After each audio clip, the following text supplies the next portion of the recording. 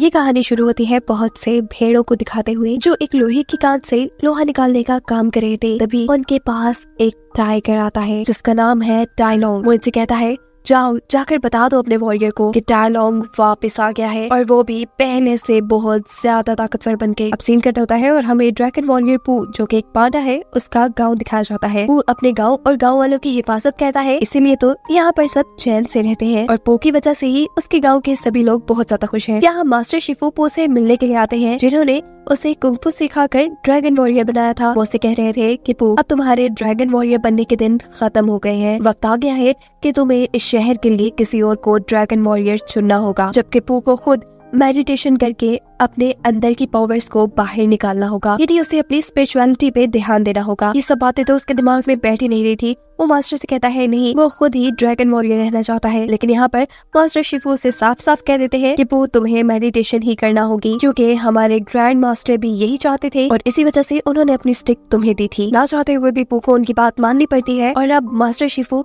शहर में एक इवेंट रखते हैं नया ड्रैगन वॉरियर चुनने के लिए। इस इवेंट पे बहुत से कुंफू चैंपियंस आते हैं और अपनी अपनी स्किल्स दिखाते हैं। मास्टर शिफू पू से कह रहे थे कि अब तुम इनमें से किसी एक को ड्रैगन वॉरियर चुनो। वो यहाँ पर खड़े सभी लोगों के चेहरे देखता है जो उसके ड्रैगन वॉरियर न होने की वजह से अब उदास थे, जिनको देखने के बाद पू सबसे कहता है कि मैं ही अगला ड्रैगन वॉरियर हूँ और मैं ही आगे भी ड्रैगन वॉरियर रहूंगा। इस बात से मास्टर शिफू नाराज हो गए थे। वो उसे दोबारा समझाते हैं और कहते हैं, तुम्हारा स्पिरिचुअलिटी के अंदर जाना बहुत ज्यादा जरूरी है, तुम्हें मेडिटेशन करनी चाहिए। इस मर्तबा पू उनकी बात करने के लिए मेडिटेशन करने तो बैठ जाता है, लेकिन तभी उसे फील होता है कि उसके महल के अंदर कोई घुस आया है। ये एक फॉक्स थी जो उसके महल में चोरी करने के लिए आई थी। वो अपनी अच्छी कुंफू स्किल्स का इस्तेमाल करते हुए बहुत ही आसानी से इस फॉक्स को पकड़ लेता है और चूंकि वो चोरी करने के लिए आई थी, इसलिए पू उसे जेल में भी करवा देता है। जिस दौरान फॉक्स को जेल में लेकर जाया जा रहा था, उसी दौरान यहाँ पर एक भेड़ आता है जो कि टाइलोंग का पैगाम पू तक लेके आया था कि टाइलोंग वापस आ गया है और उससे अब पू को लड़ना था। ये सुनकर पू थोड़ा सा घबरा जाता है, क्योंकि टाइलोंग को तो उसने खुद मारा था। ऐसा कैसे हो सकता है कि वो वापस आ गया? फॉक्स जो यहाँ से दूर जा रही थी, वो पू से कहती है कि तुम्हें पैरों के निशान का पीछा करना चाहिए, शायद उससे तुम्हें कोई हिंट मिल जाए। फॉक्स को तो अब जेल में डाल दिया गया था, लेकिन पू के दिमाग में उसी की बातें चल रही थी, इसलिए अब पू उसी लोहे की कान के पास जाता है जहाँ टाइलोंग आया था। वो नोटिस करता है कि टाइलोंग के पाँव अचानक से छोटे छोटे पाँवों में बदल गए थे और ये चीज उसे और भी ज्यादा कंफ्यूज कर देती है। और इसी मिस्ट्री का पता चलाने के लिए अब वो जेल में फॉक्स के पास आता है। वो अब फॉक्स से सवाल कहता है कि आखिर वो पाँव के निशान इतने छोटे कैसे हुए, तुम्हें क्या पता है, तुम क्या बता सकते हो? जिसके जवाब में फॉक्स कहती है कि जिसे तुम टाइलोंग समझ रहे हो वो असल में टाइलोंग है ही नहीं, वो एक लिजर्ड है, एक कमीलियन जो अपना रूप किसी में भी बदल सकती है और अब उसका प्लान है कि वो इस सारी दुनिया को तबाह करके यहाँ पर हुकूमत करेगी। फॉक्स पू को ये भी बताती है कि वो जानती है कि कमीलियन कहाँ रहती है। वो उसे कमीलियन का पता बताने को कहता है, लेकिन यहाँ पे फॉक्स कहते हैं कि इसमें तो तुम्हारा फायदा है, मेरा क्या फायदा होगा, मैं तो जेल में बंद हूँ। वो समझ गया था कि वो भी इस जेल से निकलना चाह रही है। वो उसे जेल से निकलवा लेता है और अब ये दोनों कमेलियन को पकड़ने के लिए निकलते हैं। रास्ते में पू और फॉक्स दोनों ही बहुत बातें करते हैं, जहाँ फॉक्स उसे बताती है कि जब मैं छोटी थी तो मेरे पेरेंट्स मर गए थे। उस मुश्किल वक्त में कुछ चोरों ने उसे सहारा दिया, उसे पाल पोस कर बड़ा किया और चोरियां करना सिखाई, जिसकी मदद से ही आज वो अपना गुजर बसर कर रही थी। वो पू को ये भी बताती है कि उसके सभी साथी उसी शहर में रहते हैं जहाँ पे कमेलियन रहती है, इसीलिए तो वो कमेलियन के बारे में इतना जानती थी। अब वो पू को लेकर अपने साथियों से मिलवाने के लिए आती है, जो पू को बहुत क्यूट लग रहे थे, लेकिन असल में ये थे बहुत खतरनाक। खैर, पू को तो अब कमेलियन के महल जाना था। अब क्योंकि वो कमेलियन का दुश्मन था, सीधे रास्ते से कोई उसका वेलकम तो न कहता। वो लोग छुप कर महल के अंदर जाते हैं, लेकिन पीछे के रास्ते में भी उन्हें बहुत से क्रोकोडाइल सोल्जर्स का सामना करना पड़ता है, जो कि कमेलियन के थे। फॉक्स पू से धीरे धीरे से यहाँ से निकल जाने को कहती है, लेकिन पू की एक अजीब सी हरकत से सभी क्रोकोडाइल्स जाग जाते हैं। इससे पहले कि क्रोकोडाइल्स उन्हें पकड़ लेते, फॉक्स और पू दोनों ही भागते भागते महल के अंदर पहुंच जाते हैं। महल के मेन एरिया तक जाते जाते उन्हें बहुत से ट्रैप्स का सामना भी करना पड़ा था। अब हम देखते हैं कि पू जल्दी जल्दी आगे आगे बढ़ा था और फॉक्स पीछे ही रह गई थी। तभी अचानक पू के ऊपर एक बड़ा सा लोहे का पिंजरा गिर जाता है। फॉक्स ये देखकर परेशान हो जाती है। वो जब पू के ऊपर से ये पिंजरा उठाने की कोशिश करती है तो ये पिंजरा भारी होने की वजह से वो नहीं उठा पा रही थी। इस टाइम पर पू उसे अपनी जादुई छड़ी दे देता है, जिसकी ताकत से वो ये पिंजरा उठा सके। लेकिन फॉक्स के हाथ में छड़ी आते ही वो तो ऐसी बदली कि जैसे पू को जानती ही ना हो। इसी टाइम पर कमेलियन यहाँ आती है और उसे देखकर हंसने लग जाती है और बोलती है, तुम्हें क्या लगा ये फॉक्स तुम्हारी मदद करेगी? अरे बचपन से तो इसे मैंने पाला है, ये मेरे लिए काम कर रही थी, मैंने ही इसे काम दिया था कि तुम्हारा भरोसा जीतकर तुम्हारी ये छड़ी हासिल करे। कमेलियन अपू को यहाँ पर फॉक्स की स्टोरी सुनाती है और कहती है कि जब ये छोटी सी थी तो मैंने देखा ये अकेली है, लेकिन अकेली होने के साथ साथ ये बहुत ही ज्यादा होशियार और हिम्मत वाली थी, इसीलिए मैंने इसे पाला पोसा और यही वजह है कि ये आज तक मेरे काम आ रही है। जिस दिन ये मेरे काम आना बंद हो जाएगी मैं इसे छोड़ दूंगी। ये बातें तो फॉक्स भी सुन चुकी थी। उसे तो यकीन ही नहीं आ रहा था कि जिसे उसने इतनी इज्जत दी, अपना मास्टर माना, वो सिर्फ फॉक्स का इस्तेमाल कर रही थी और अब तक उसने कमेलियन का साथ देकर बहुत बुरा किया है। और इससे आगे वो फैसला कर लेती है कि अब कभी वो कमेलियन का साथ नहीं देगी। क्या वो कमेलियन से पूछता है कि आखिर तुम चाहती क्या हो, तुम्हें मेरी छड़ी क्यों चाहिए? जिसके जवाब में कमेलियन बताती है कि एक वक्त था जब मैं भी कुंग-फू सीखना चाहती थी। मैं कुंग-फू के हर मास्टर के पास गई, लेकिन किसी ने मुझे कुंग-फू नहीं सिखाया, क्योंकि हर कोई इसे ये कह देता था कि वो बहुत छोटी और कमजोर है। और इस सब के चलते उसे इतना गुस्सा आया कि उसने ब्लैक मैजिक सीख लिया और उसका मैजिक इतना पावरफुल है कि वो किसी का भी रूप ले सकती है। वो मुझसे कहती है कि मैं किसी का भी भेस तो ले सकती हूँ, लेकिन अभी भी मुझ पे कमी है। मैं उनके भेस में उन जितनी ताकतवर नहीं होती। उन जितनी ताकतवर होने के लिए मुझे उन्हीं की ताकतें चाहिए, इसीलिए मुझे तुम्हारी छड़ी चाहिए थी। मैं जानती हूँ कि तुम्हारी छड़ी कोई आम छड़ी नहीं है। अगर इसके साथ किसी की ताकतें मिला दी जाए तो ये सोल्स की दुनिया का रास्ता खोल देगी और मैं वही रास्ता खोल के सभी मरे हुए कुंग-फू मास्टर्स के सोल को दुनिया में लाना चाहती हूँ और उनकी पावर्स लेकर बहुत ताकतवर बनना चाहती हूँ। कमेलियन की ये सारी बातें सुनकर पू को बहुत ज्यादा गुस्सा आ रहा था। वो अब पिंजरा तोड़ने की भी कोशिश करता है, लेकिन नाकाम रहता है। उसको इतना कोशिश करते देखकर कमेलियन उसे बताती है कि इस पिंजरे को मैंने अपने मैजिक से बनाया है और ये इतनी आसानी से नहीं टूटने वाला। ये सुनते ही पू का दिमाग चलता है और वो पिंजरे के बजाय अपने नीचे की जमीन को ही तोड़ देता है, जहाँ नीचे वाले फ्लोर पे उसका सामना होता है कमेलियन के बहुत से सोल्जर्स से, जो एक साथ ही पू के ऊपर अटैक कर देते हैं और पू अपनी कुंग-फू स्किल से बड़ी ही आसानी से उन सबको हराते हुए वहाँ से बाहर निकल आता है। पू जैसे ही अब महल से बाहर निकला, हम देखते हैं कि वहाँ पे फॉक्स भी आ गई।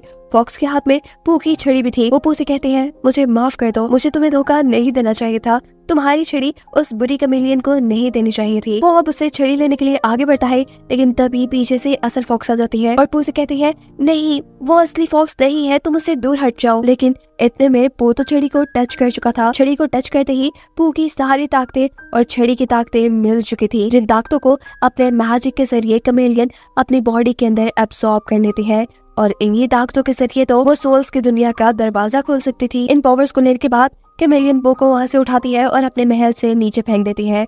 उसका महल किसी टॉवर की तरह लंबा था और पू बहुत ऊंचाई से नीचे गिर रहा था। इससे पहले कि पू नीचे गिरकर मर जाता, उसे कोई संभाल लेता है और ये थे पू के दोनों डैड, एक उसके पांडा डैड और एक उसके वो डैड जिन्होंने उसे हमेशा पाला था। वो हैरानी मन से पूछता है कि आप लोग को मेरा कैसे पता चला, आप लोग यहाँ कैसे आए? जिस पर वो कहते हैं कि हमें तुम्हारी परेशानी हो रही थी, इसीलिए हम तुम्हें ढूंढते ढूंढते यहाँ आ गए। वो यहाँ पर अपने डैड को बताता है कि किस तरह कमेलियन ने धोखा देकर उससे उसकी छड़ी ले ली है। सारी कहानी सुनने के बाद ये दोनों अंदाजा लगाते हैं कि कमेलियन बहुत ज्यादा ताकतवर है, उससे लड़ने में पू की जान को भी खतरा हो सकता है, इसीलिए वो पू को उससे ना लड़ने को कहते हैं। लेकिन पू फैसला कर चुका था कि उसने जो गलती की है वो उसे सुधारेगा, वो अपने स्टिक को वापस हासिल करके ही रहेगा। यहाँ हम देखते हैं कि कमेलियन पू की ताकतों और उसकी छड़ी की ताकतों का इस्तेमाल करते हुए सोल्स की दुनिया का दरवाजा भी खोल चुकी थी और उसने सोल की दुनिया से सबसे पहले टाई लॉन्ग को वहाँ से बुलाया था।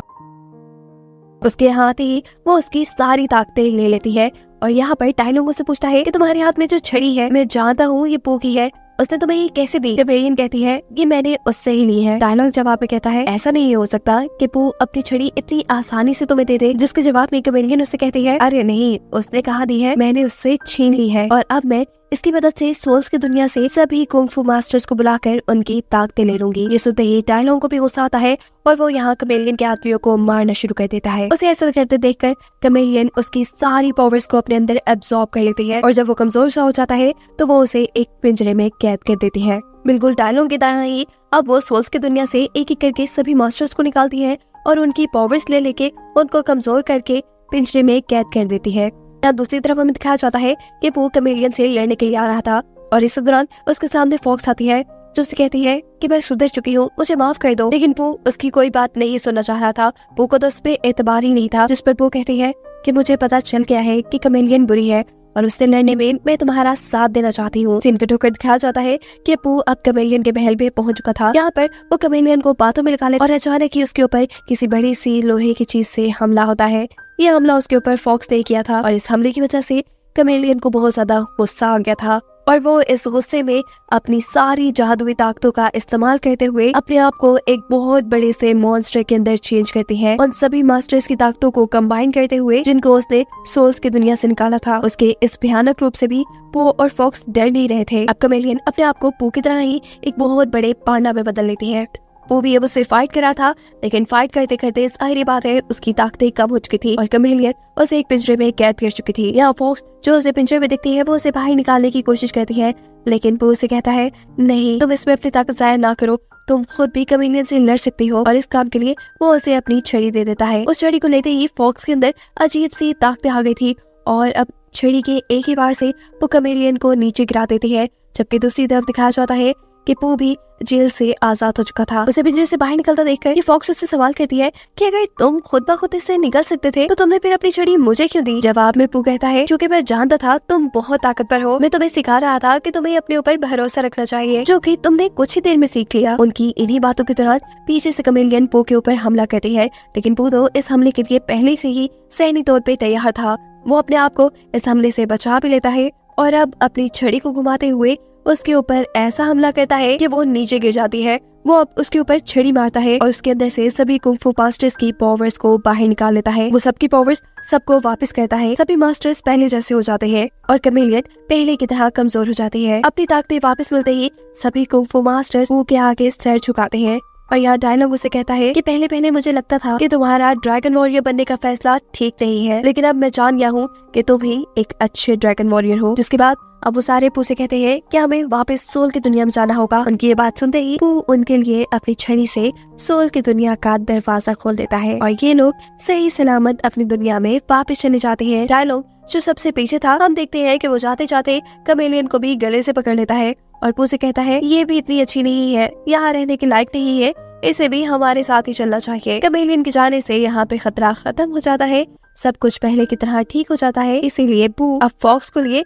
दोबारा से अपने गांव में आ जाता है। उसने अब फैसला किया है कि वो मास्टर शिफू के कहने पर मेडिटेशन करेगा, जबकि उसकी जगह उसने अब एक नए ड्रैगन वॉरियर को चुन लिया था जो कोई और नहीं बल्कि फॉक्स ही थी। मास्टर शिफू भी उसका फैसला मान चुके थे। उसके बाद दिखाया जाता है कि पू के 4 दोस्त जो उसके गांव से बाहर गए हुए थे वो भी उसके गांव में वापस आ जाते हैं और वो फॉक्स को ड्रैगन वॉरियर बनने की ट्रेनिंग देते हैं। वो अपनी मेडिटेशन करता है और इसी सब के साथ ये कहानी यहाँ खत्म हो जाती है।